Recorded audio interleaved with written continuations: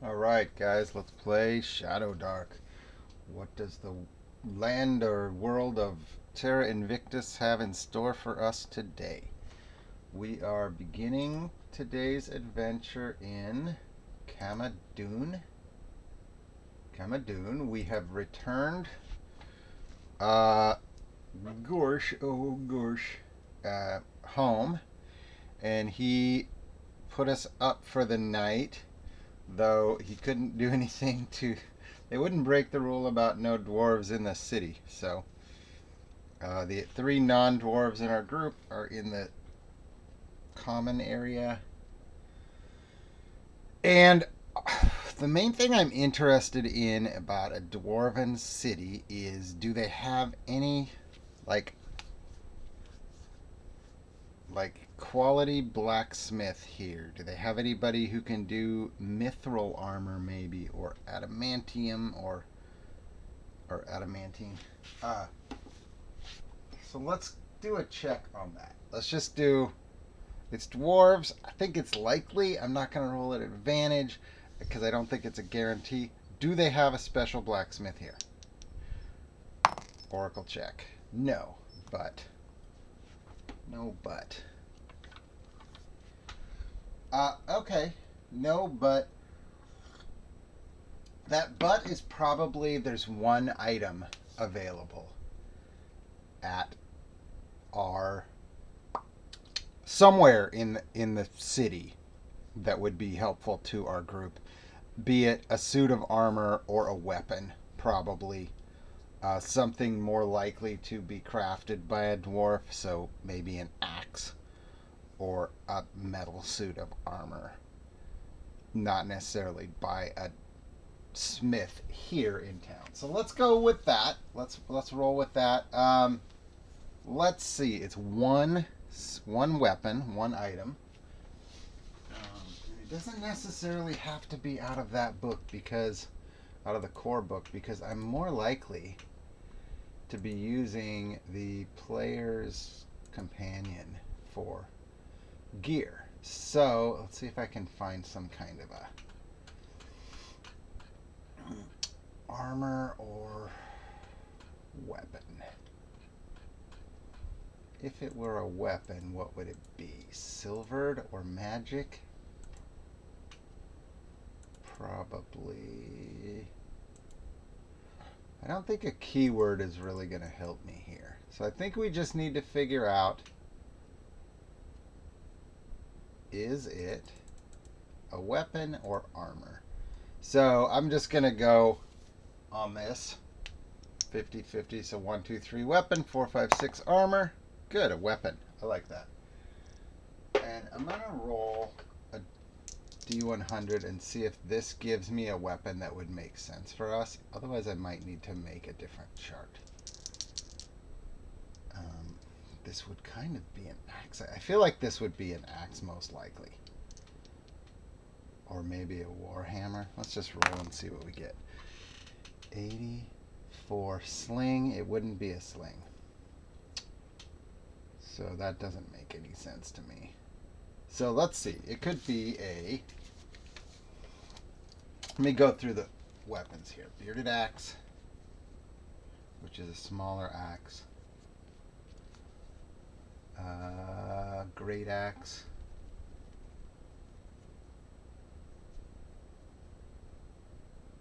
Maybe a... What else did I say? Warhammer. Maybe it would just be one of those three.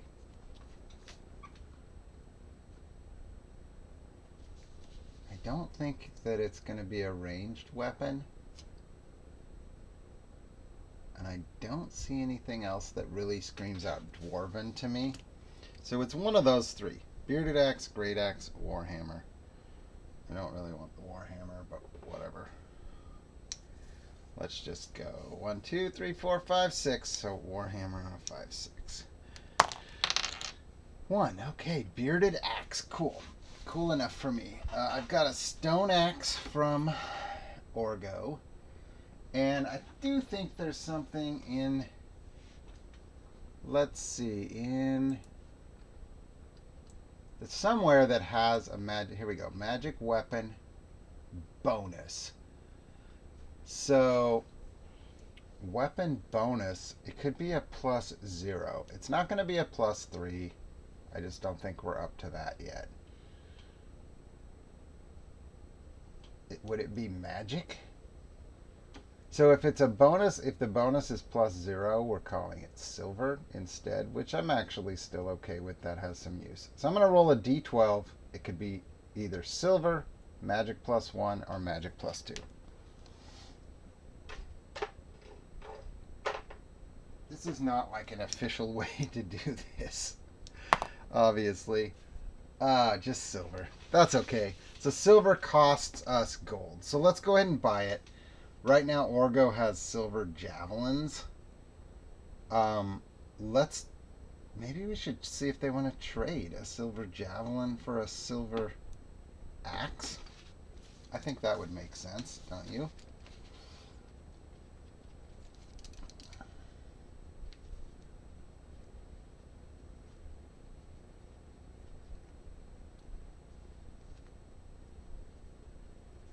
Okay, we're just going to call it good there. So we have a silver axe. And that's fine. He doesn't have a magic weapon yet, but he does have a weapon that could damage certain creatures with resistances. I wonder if he should give his javelin to Nura. Anyway, I'll worry about that later. Let's get on with the hex crawl portion of things here.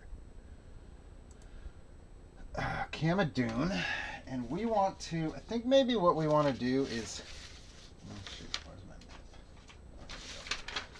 map? Maybe what we want to do is head over to, oh, this isn't on the map, I forgot about that. 3217 is Camadoon. I wonder if there's others that are on here. So this is Camadoon here. 3217. We want to get to, is it Cadaval? Maybe we go to Meyercourt. That was kind of our first home away from home. Maybe we pass through Meyercourt. So let's go to 3216.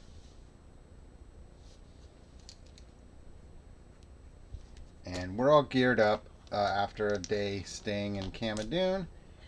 And let's travel.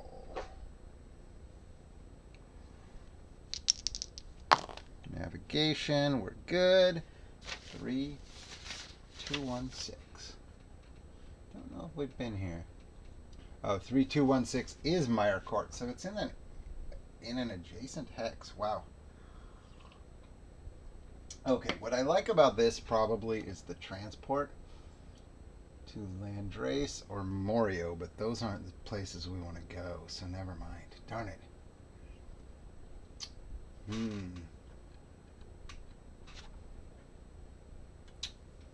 Got the dungeon here.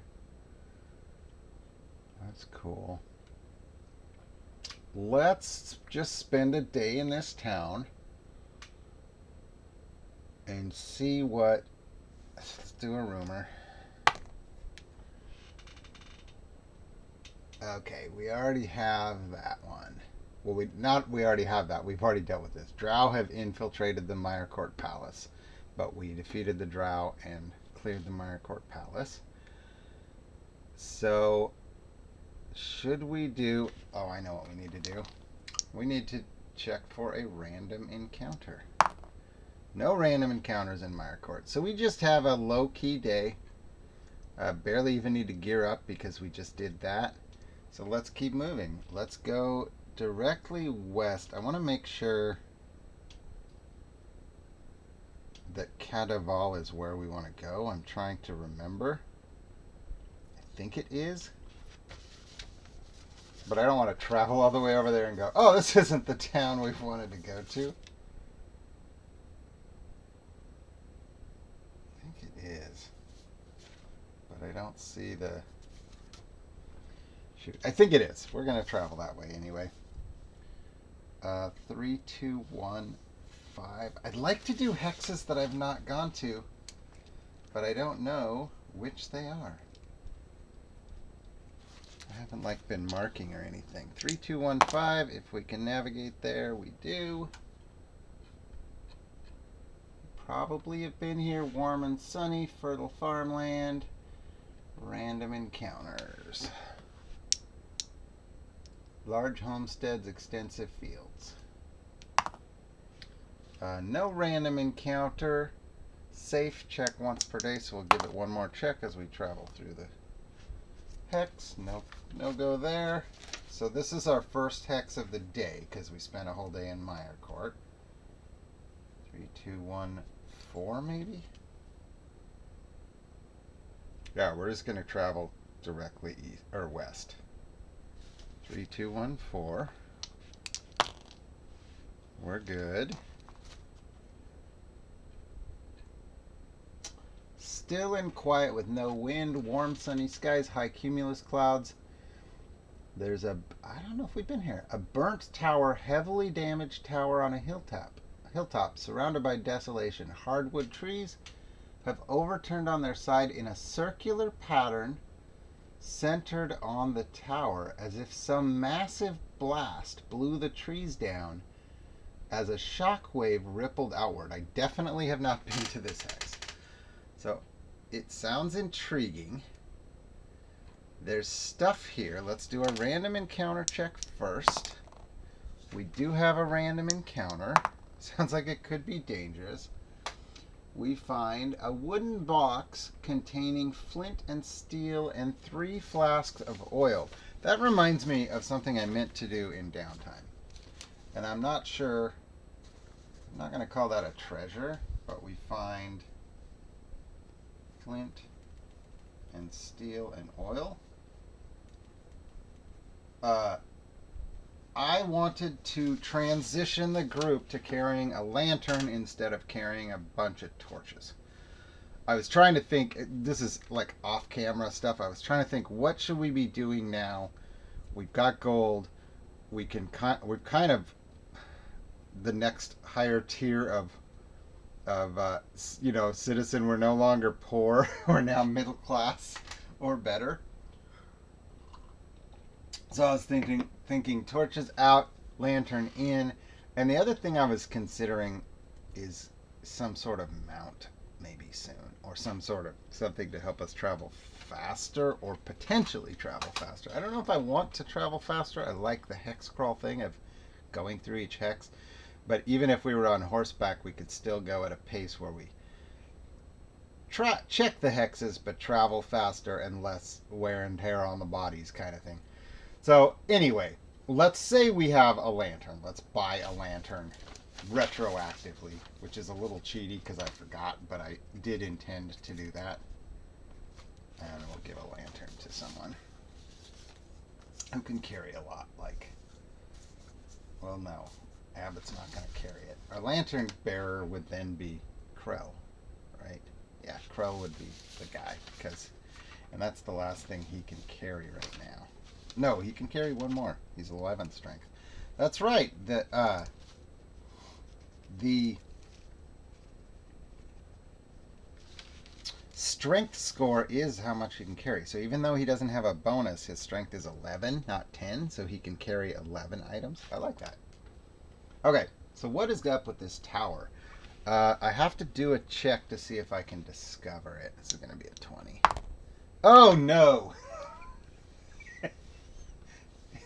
The reason I said this is going to be a 20 is because it was sitting on a 1, and I know you always roll a 1 and then you roll a 20. Well, apparently you roll 2 1s, and now I'm going to roll a 20. So I don't find it. So what does that mean? I want to find it, though. I guess we just keep traveling. Check every 3 hours. So we have... Yeah, I guess we just keep traveling. Wouldn't we be able to check the tower? 3, 2, 1, 4. 3, 2, 1, 4. I might come back here.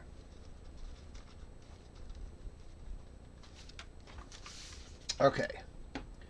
So we do need to do more random encounters. 2 more if my math is right.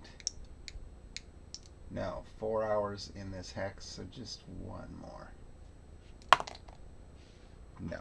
No random encounter here. We're no longer on this map, but we're just traveling, so I don't know that I need to change the map until something happens. But do we go 3, 2, 1, 3 next? I think so.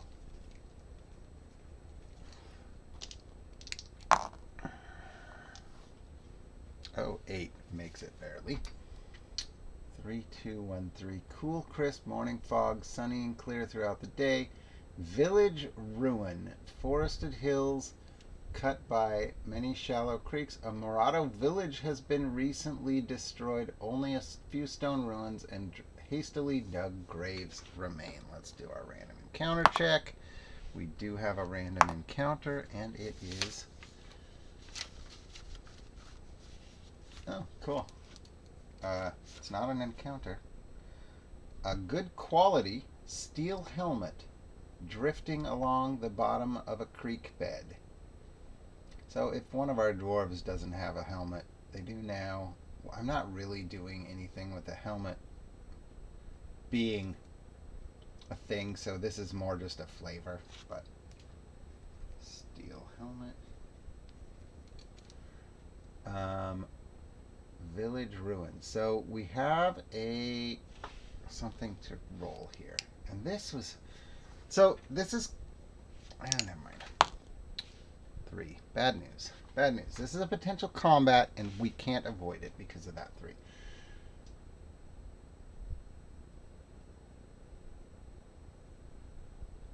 Ooh. Okay. Should I just read this out loud?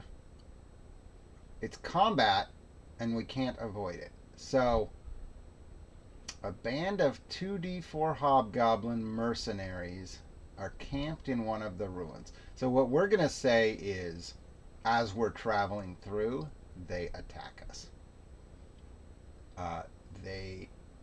This is the part I was like, do I read this out loud? I will, because even if we don't know this, it's an interesting piece. They burn a fire at night to roast body parts of humans killed in the war. Ugh. All right, so let's do it. Hobgoblins, huh? Oh, shoot. That means I gotta go find minis. My wife is asleep on the couch in the dark, so... Here we go. Okay, so the party is passing through these ruins. Like ruins in the village, and there are hobgoblins. 3. Weak sauce. You guys got it. That's all. Okay, 3 hobgoblins.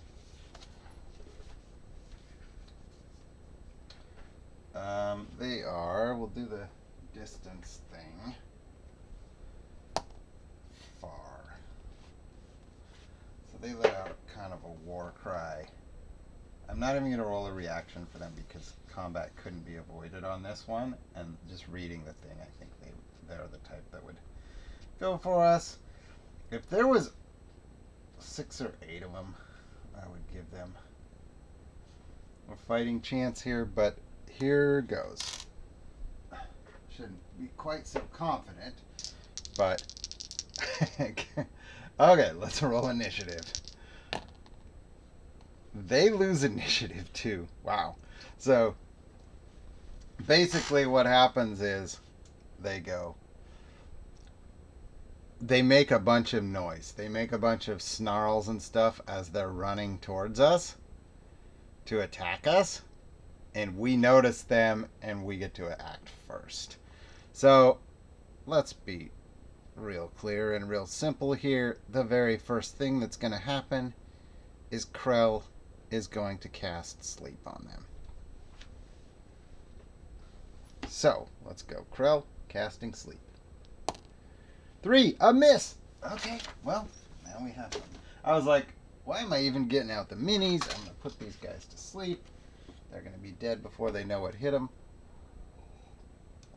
Which still may be true, but Krell loses sleep for the day. So Krell better run. I don't really mean that, but he might get away a little bit, so he's not a target. Alright, so do we rage? I think we rage. Because we get a rage. Yeah, we get a rage automatically. So actually, let's not have Abbott go first. Let's have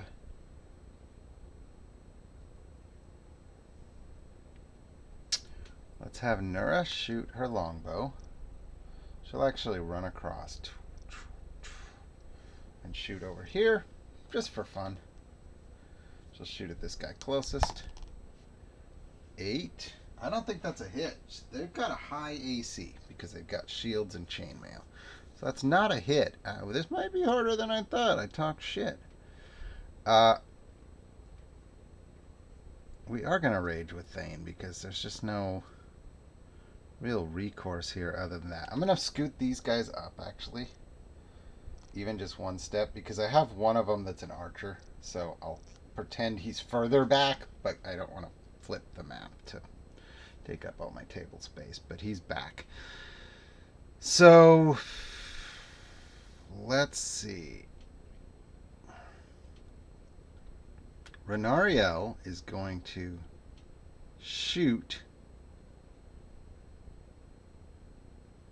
and move. So he'll shoot this guy closest to him.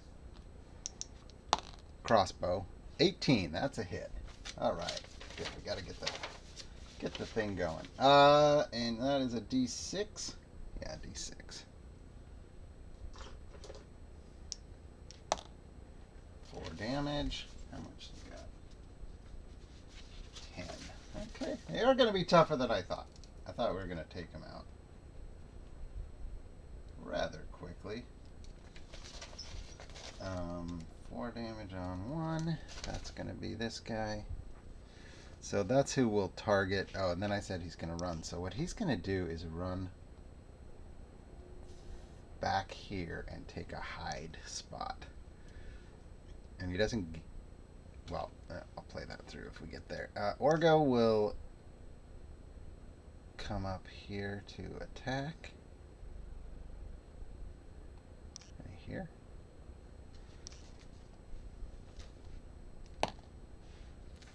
He misses with his brand new axe. It's just weighted slightly different than what he's used to. Unfortunate. Abbott will rage and he'll run up on the other side of Orgo and he will attack the guy that's damaged because we want to get him out of there. Doesn't get advantage, right? But he does get a +1 to his... Oh, nat 1. Jeez. What happens on a nat 1? I always roll on a nat 1 like characters that have 2 attacks do, like, lose their second attack or whatever. But I don't usually do anything for us, and I probably should. So he swings hard, and maybe his axe digs into the ground, like he swings down and his axe gets stuck in the ground, and he has to spend a turn yanking it out of the ground. He's going to lose a turn. And on that note, this kind of sucks for us. So Thane should do something cool.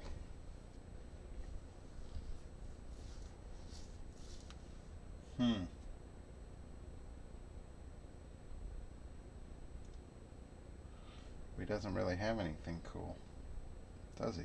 And he's my last to go. This is bad news. He will come up. No, let's use his boomerang sap. So he'll attack the same guy, boomerang sap. It's got a slightly better chance to hit, even if the damage is lower. And that's a miss by a lot. We're in bad shape. Not bad shape, but that was really, really poor. We got cocky for sure. All right, so these guys are gonna... They're not dumb. Phalanx fighting, +1 to attacks and AC when in close range of an allied hobgoblin. Oh, their AC is even higher. Okay. So let's go like this. Even though I put that bowman back there, because of the phalanx, he's going to run up, so he's still in range, but he's going to run up here, and they're going to... coordinate their attacks on one of these two dwarves. So do they want to go for Orgo, 1, 2, 3, or Abbott, 4, 5, 6? Orgo. So he's going to shoot at Orgo. 12 plus 0 on the longbow. Longbow's not great for him. So 12 plus 0 plus 1 is not going to hit. But the other two have a better chance because the longsword does plus 3. So they're a plus 4 to attack. Orgo's a 19. Ooh, they still need to roll a 15. First one misses. Second one hits for D8.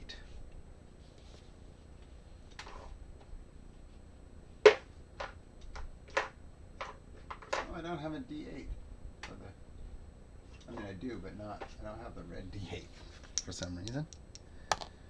2 damage. Okay, Orgo takes 2. No problem. Now let's take care of these guys. So Renario is going to do his check to see if he was able to. Actually, no. Let's not do Renario. That guy's dead. Not dead. That guy's wounded. The guy closest. So Thane will try his boomerang sap. Again, from far away. 19 hits this time. D4 plus 1, I think. 3. Another 3 damage would finish him off. Let's go with Orgo. Orgo's going to try and finish him off. That might do it. Or D6, I think. Does. Okay, so 1 down. Orgo kills off that one. Now Renario will try to do his sneak. I need an 18, as you recall. So that's going to be good enough because a 16 plus his dex bonus. So he basically, here's how I'm playing this out. He's going to get his sneak attack off for which I think gives him a plus 4 or times. What am I trying to say? Backstab times 3. Half plus half level. So I've got it times 3 or adds 3. I think it adds 3 dice. So if he hits, and I think also I haven't been playing this right. He now is sneaking and hiding successfully, so I think his attack should be at advantage as well. I think I usually do the attack at disadvantage, not disadvantage, regular, and he ends up missing every time. We're going to try it at advantage. It's still going to be hard to hit because he's still got the phalanx fighting. Nope, he hits 17. The other one was actually a 19. So he hits for, I think if I'm reading this right, 4d6 with the killer sneak attack crossbow. He didn't move this turn. He just hid. So he reloaded his crossbow, hid, and rolled low. But it's enough. 10, 11, it's enough. He's dead.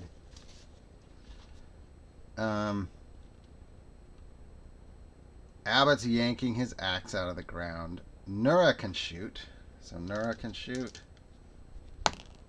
She misses. No longer have phalanx because of what they're at.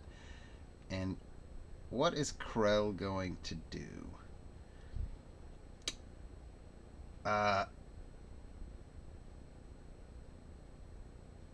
feel like I don't want to waste magic missile.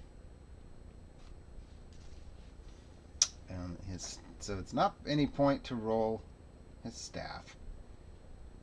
I could do charm person. I'm going to try charm person. Why not? I've never tried that. 13. That's going to be good enough. So he's going to charm the final hobgoblin and more or less intimidate him. He says, "Run, get out of here, save your own life, and tell all of your friends about us and to steer clear because we're clearly too powerful for you, for the hobgoblins." So we're going to let him get out of there for free, but he runs off and leaves his fallen comrades. And we are going to gear up with whatever they have. They have chainmail, shields, long swords, long bows. I don't know that I can actually use any of that. Maybe a longbow for Orgo or Abbott, but I kind of don't do range enough for them to use those, even if it... I don't know that we'll take any of their stuff. We will see if they have treasure. Actually, they might have treasure listed, because that was a combat. It wasn't a random combat. Do I still even roll treasure? Because sometimes it says after a combat whether there's treasure. I think I would still roll it just a random low-level treasure possibility. So on a 4, 5, 6, they've got treasure. Nope, no treasure anyway. No XP for that combat, which took a lot longer than I was expecting, but whatever. Okay, so we're passing through the ruins. We had the combat. I think we need at least one more random encounter check. Let's try that. No good there. And we're going to continue traveling. 3, 2, 1, 2. Okay, we're on the last. So we're on the last hex of the day. Neuro will try to navigate us. No, we get lost. Oh, great. So we don't go to 3, 2, 1, 2. I haven't figured out a good way to do the getting lost yet. We're trying to get to 3, 2, 1, 2. 5, 6. There are 6 hexes around. So we'll just call 3, 2, 1, 2 number 1 and count around from there to the south. Oh boy, 1, 2, 3, 4. So we go back to 3, 2, 1, 4. Oh, you know what? I actually don't hate that. We accidentally got turned around, but we're now back in the hex that had the tower that we couldn't, for some reason, couldn't find or interact with. But I would say that if you come back to a hex you've been to and there was something there that you didn't uncover or interact with, you would have a new chance. So we're going to try again to interact with this. And again, we miss. How many 1s have I rolled this session? Oh my gosh. So this is kind of dumb, but I'm going to use my luck token on this because I actually want to find this thing, and I don't think it's super hard. It's a discovery, DC 9 or something. Jeez Louise. Okay, 1 to 20. 1 to 20. Didn't happen every time I rolled a 1 this session, but it does happen. So now we find it. I'm out of luck tokens, though. As the PCs approach the ruined tower, the ground underfoot becomes more brittle and crackles. Ashes, burn marks, other signs of fire can be found all around. There are occasional signs of new life, such as sprigs of grass or weeds peeking up through the rocks that have been strewn everywhere. Okay. Brittle and crackles. There's another discovery under this, so that's all that says. Nothing actually happened, but it feels a little bit like a warning. But the signs of new life is really intriguing. I'm not going to do any sort of weird rolls or checks or anything. We're just going to continue down the line and see if we discover the next discovery. And I'm going to wish I had another luck token because that's a miss. Actually, no, it's not, right? Because I get to add my intelligence to that roll, so I'm okay with. Krell's got a +2, 3. Okay. The tower itself is filled with dusty ash. Let's do this.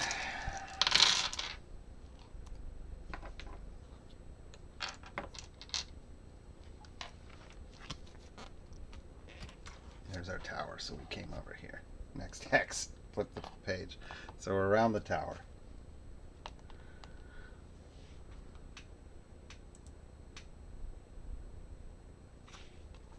Okay, there we are. The tower itself is filled with dusty ash. There's no furniture or crafted objects. Characters... Oh. So do we... I better decide this. Character... Because something's going to happen. well, we came all the way here. We're definitely going to check this out. But would we all barge in our normal formation? If we were to send somebody, I think the person we would send would be Nura, who's generally our scout, who would be sent ahead to do something. So does Nura go in, or do we all barge in? I pretty much know that this is potentially something bad. So it's kind of dumb to say, oh, everybody barges in. But it also, I don't necessarily want to cheat and just say, let's just send in one person. Let's do this. Let's do an intelligence check for Krell to see if he has the smarts to know this isn't a good idea for us to all barge in which case we would still send at least Nura. So 16 is a high number, 19, that meets anything. So Nura, go, blah, blah, blah, blah. What am I trying to say? Go cautiously. Thane is even going to cast protection from evil on her, but Nura's going to go in and check. So protection from evil, I think that's good, right? He's a +2, I think. He's a +3, so we're good. Oh wait, it's Krell that has protection from evil, and it is good. So Nura is gonna go in and see what happens. The rest of them are staying at a safe distance, but close enough they can help her if need be. Characters entering the tower must make a con check versus DC 9 to resist debilitating coughing and sneezing. Okay. Con DC 9. She's actually got a minus, I think.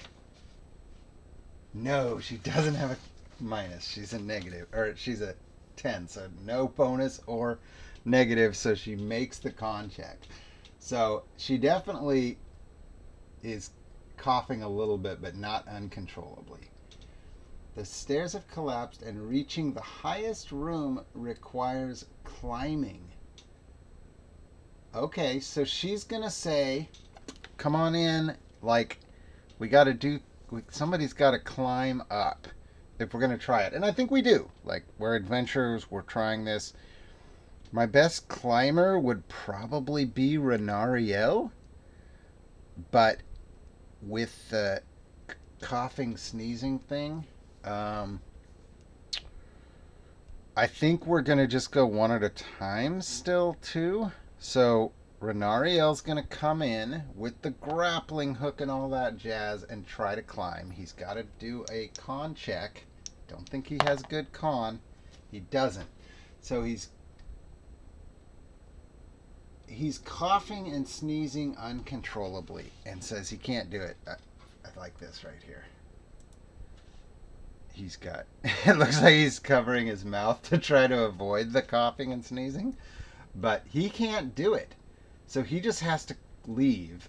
I'm not going to roll the D4 rounds because unless it becomes relevant, but the way I'm taking that is he can't do it. He can't come in enough to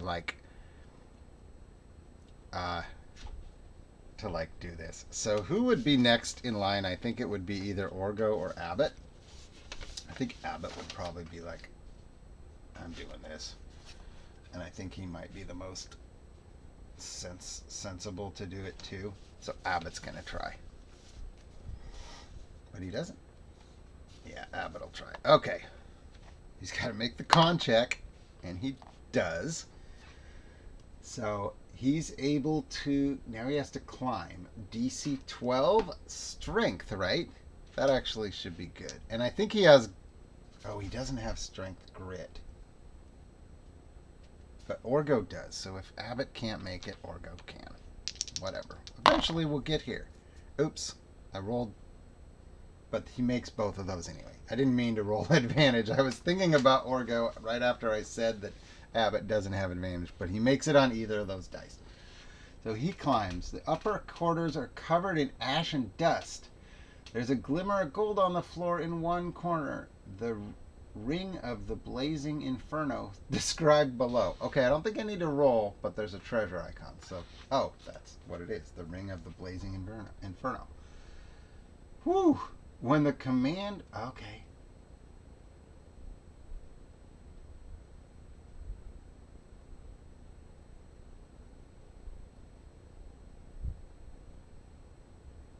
Oh, my lord. This is crazy. Okay, so there's a ring. Glimmer of gold on the floor. It's just a glimmer of gold, not anything crazy. But he finds the ring. Abbott finds the ring. Climbs down. Do I have to make another check to climb down? I don't think so. Ring of the blazing inferno, but we don't know what it is yet. I think I forgot to roll a random encounter when I got back into this hex. So we're going to come down. We have a ring. It's potentially awesome and potentially terrible.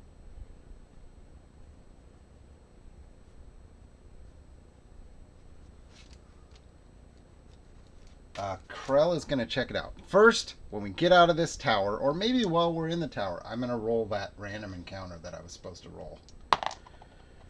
Already, no random encounter that time.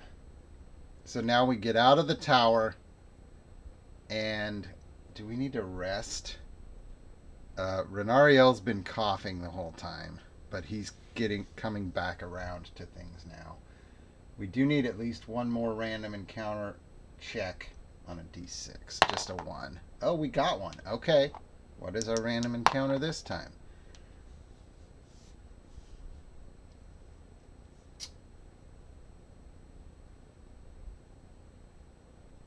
Oh.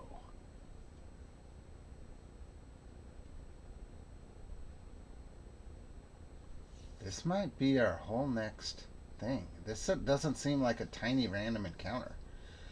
Okay, the random encounter is a concealed entrance to an assassin guild run by a cultist of Marku.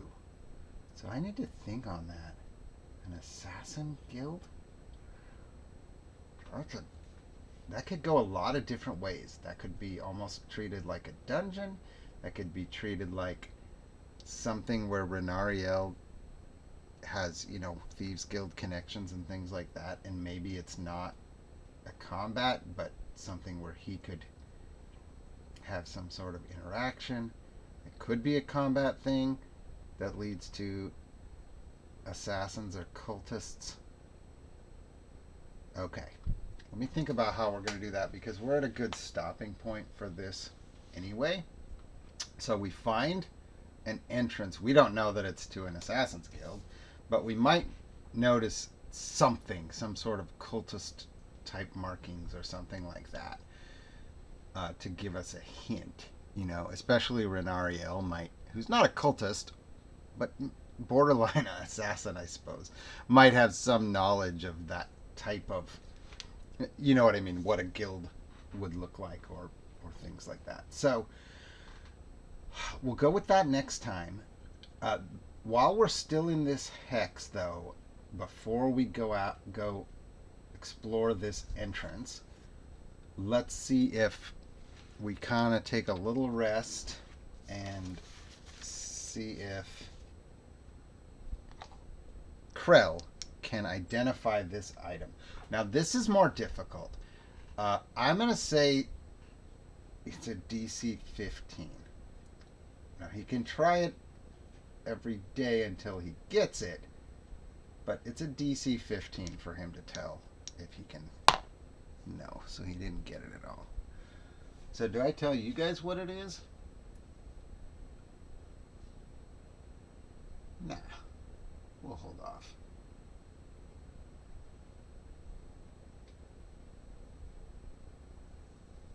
Whew. I don't know if I like it or not, but it's a very powerful item. Very powerful. All right, so that was a good session.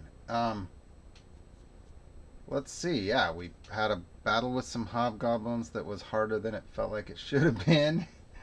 And we did some travel. We're almost to where I was trying to get to.